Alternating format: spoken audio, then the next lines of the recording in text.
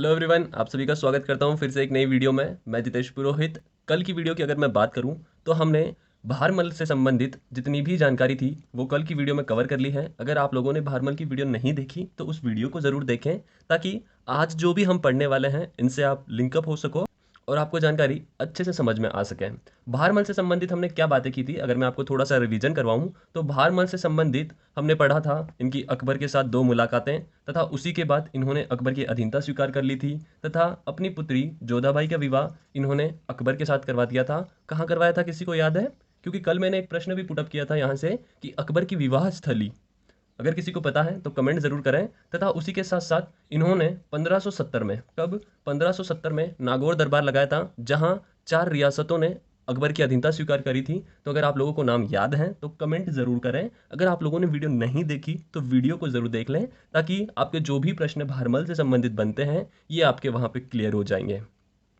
तो बढ़ते हैं हम नई वीडियो की तरफ। आज हम पढ़ने वाले हैं भगवान दास के बारे में। आशा करता हूँ पूरी वीडियो आप ध्यानपूर्वक देखोगे। अगर वीडियो आपको अच्छी लगे तो इसे अपने दोस्तों में ज़रूर शेयर करना। आप लोग अगर चैनल पर नए हो तो चैनल को सब्सक्राइब ज़रूर करना, तथा पास बनी हुई बेल आइकन को प्रेस कर दें, ताकि जब भी वीडियो आए आप लोगों को नोटिफिकेशन मिलता रहे। बात करते हैं भगवंत दास से संबंधित। भगवंत दास से संबंधित ज़्यादा जानकारी याद नहीं रखनी है, बस 10 मिनट का टॉपिक है, ध्यान से सुन लो, ताकि जो भी प्रश्न है, जो भी डाउट है वो यहाँ से क्लियर हो जाए। 4 बातें कौन कौन सी हमें याद रखनी है भगवंत दास से संबंधित, बस 4 बातें, टॉपिक क्लियर। सबसे पहले हम इनका शासनकाल कैसे याद करेंगे वो टेक्निक मैं आप लोगों को बता देता हूँ। कल मैंने आपको भारमल का शासनकाल बताया था। इन्होंने शासन किया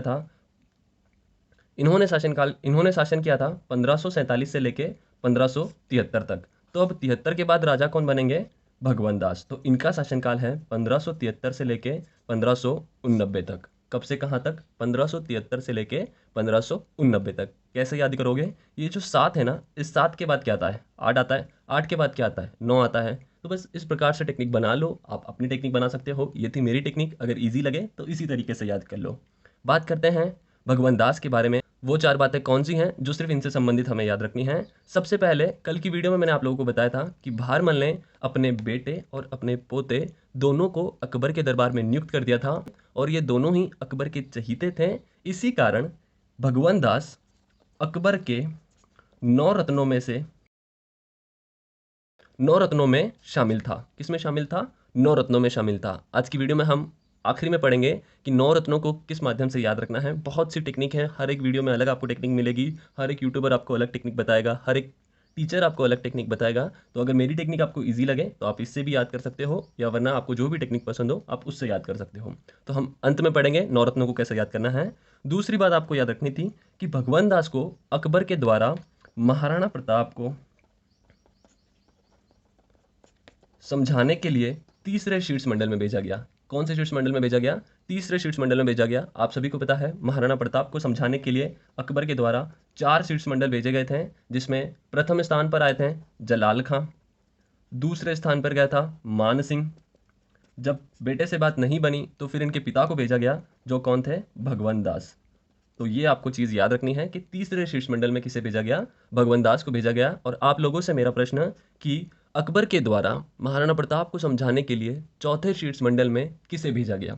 कमेंट जरूर करें अगर आप लोगों को पता है, ताकि आपकी हर एक कमेंट मुझे भी इंस्पायर करती है अगली वीडियो के लिए, ताकि मैं और आप लोगों को प्रश्न पूछूं। और दूसरे ऐसे भी विद्यार्थी हैं जो कमेंट में आपकी जानकारी भी पढ़ते हैं, तो इससे रिलेटेड जो भी आपको पता हो तो आप ज़रूर कमेंट करें। अब बढ़ते हैं आगे की तरफ। तीसरी बात जो आपको याद रखनी थी, जब अकबर ने इन्हें समझाने भेजा, अकबर के 9 रत्नों में शामिल थे, तो अकबर के ही द्वारा इन्हें 5,000 की मनसबदारी दी गई। क्या दी गई? 5,000 की मनसबदारी। अब मनसबदारी प्रथा है, मैं आपको पहले भी वीडियो में बता चुका हूं। अगर आप लोग मेरे साथ पहले से जुड़े हुए हैं तो आपको क्लियर होगी ये चीज़। अब 5,000 की मनसबदारी मतलब 5,000 ही पैदल सैनिक और 5,000 ही घुड़सवार सैनिक। तो टोटल कितने हो गए? 10,000 सैनिक अकबर के द्वारा इन्हें दिए गए हैं। एक प्रश्न मेरा आप लोगों से कि राजस्थान का वह कौन सा शासक है जिससे अकबर के द्वारा सर्वाधिक मनसबदारी दी गई थी? किसी को पता है तो कमेंट जरूर करें, वरना अगली वीडियो के इंतजार करें, ताकि ये जो भी आपके प्रश्न है मैं वहां पे क्लियर कर सकूं। अब बात करते हैं चौथी और आखिरी वो कौन सी चीज़ है जो हमें इनसे याद रखनी है। जैसे भारमल ने अपनी पुत्री का विवाह अकबर से करवाया था, तो उसी प्रकार भगवंत दास भी अपनी पुत्री का विवाह जहांगीर के साथ करवाएगा। जहांगीर जो अकबर का बेटा है, ये मैंने आपको कल की वीडियो में बता दी थी। तथा अकबर का विवाह कहाँ हुआ था ये आप मुझे कमेंट करके बताओगे। तथा उसी के साथ अकबर का विवाह जोधाबाई से हुआ था। जोधाबाई के हमने अन्य नाम भी पढ़े थे, जिनका नाम था हरकाबाई, सईबाई। तथा उसी के साथ हमने एक नाम और याद किया था, किसी को पता है? एक नाम और याद किया था जो इंपॉर्टेंट नाम है। अगर उस वीडियो को आप लोगों ने देखा होगा तो आपको ज़रूर पता होगा, तो आप मुझे कमेंट करें कि जोधाबाई का एक अन्य नाम हमने कौन सा पढ़ा था।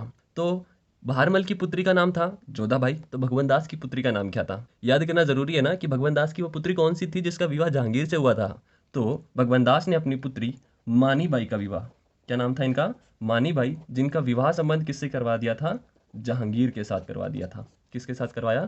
जहांगीर के साथ करवाया। और यहाँ पर इनको एक पुत्र की प्राप्ति हुई जिसका नाम था खुसरो।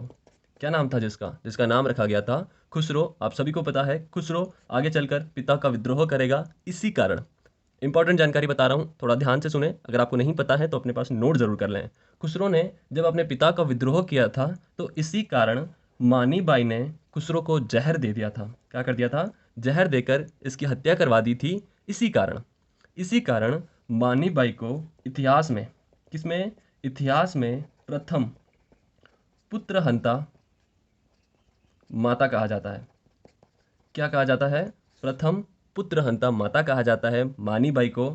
तो ये जानकारी जिस भी विद्यार्थी को नहीं पता थी अपने पास जरूर लिख लें कि इतिहास की प्रथम पुत्रहंता माता किसे कहा जाता है, तो उनका नाम मिलता है मानीबाई। तो ये थी इंपॉर्टेंट 4 बातें भगवंत दास से संबंधित। क्या पढ़ा हमने? नवरत्नों में शामिल थे। महाराणा प्रताप को तीसरे शीर्षमंडल में समझाने गए, 5000 की मनसबदारी दी गई थी और पुत्री मानीबाई का विवाह इन्होंने जहांगीर से करवा दिया था, जिनसे पुत्र की प्राप्ति हुई खुसरो, और खुसरो की आत्महत्या कर देती है कौन? मानीबाई। इसी कारण यह प्रथम पुत्रहंता माता कहलाती है। अब मैंने आप लोगों को बोला था कि हम याद करेंगे अकबर के 9 रत्न।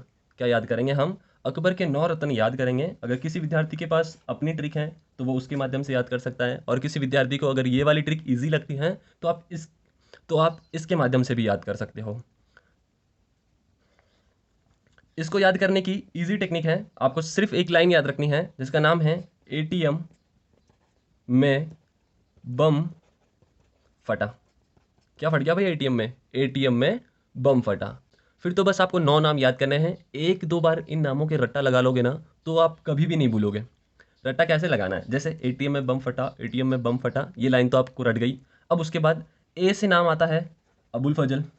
भूलोगे ही नहीं इसको, अबुल फजल को, क्योंकि ये भी भाई अकबर का चहीता था। हल्दी घाटी के युद्ध में ये गया हुआ था, नोट्स बना रहा था हल्दी घाटी युद्ध के। अबुल फजल से एक प्रश्न पूछता हूं मैं आप लोगों को कि अबुल फजल के द्वारा हल्दी घाटी युद्ध को क्या नाम दिया गया था? बदायूनी ने भी एक नाम दिया था, अबुल फजल ने भी एक नाम दिया हुआ है। तो आप मुझे अबुल फजल का नाम बताओ कि उन्होंने कौन सा नाम दिया था हल्दी घाटी युद्ध को। उसके बाद टी से आपको याद रखना है टोडरमल। क्या याद रखना है? टोडरमल। एम से आपको मान सिंह, जो हम कल की वीडियो में पढ़ेंगे। बी से आपको याद रखना है भगवंत दास। क्या नाम है? भगवंत दास, जिनके बारे में आज हमने जानकारी पढ़ ली थी। भगवंत दास और मान सिंह ये दोनों ही राजपूत शासक थे। कौन थे भाई? राजपूत शासक थे जो अकबर के 9 रत्नों में शामिल थे। उसके बाद एम से आपको याद रखना है मुल्ला दो प्याजा। मुल्ला दो प्याजा। और बी से आपको याद रखना है बिरबल। बी से कौन? बी से बिरबल। एफ से आपको याद रखना है फैजी। टी से आपको याद रखना है तानसेन, ये वो वाली तानसेन नहीं है। ए से आपको याद रखना है अब्दुल रहीम खाने खाजा। खाने खाजा। आपको ये 9 नाम बहुत ही अच्छे तरीके से याद हो जाएंगे, सिर्फ 2-3 बार आप लोगों को रट्टा लगाना है। जैसे एटीएम में बम फटा, चलो मेरे साथ बोलो, एटीएम में बम फटा, एटीएम में बम फटा। ये लाइन आप लोगों को रट गई। ए से आपको याद रखना है अबुल फजल। टी से आपको याद रखना है टोडरमल।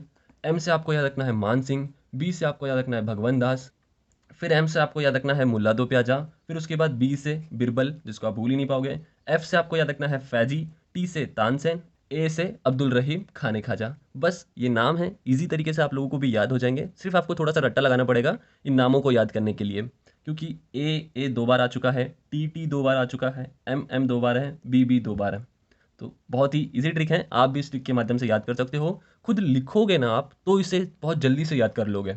जैसे अभी मैंने लिखा, मुझे याद है। अगर आप भी इसे 1-2 बार देख के लिखो, फिर बिना देखे लिखो, तो आपको भी ये चीज़ें बहुत अच्छे से और ज़्यादा लंबे समय तक याद रहेगी।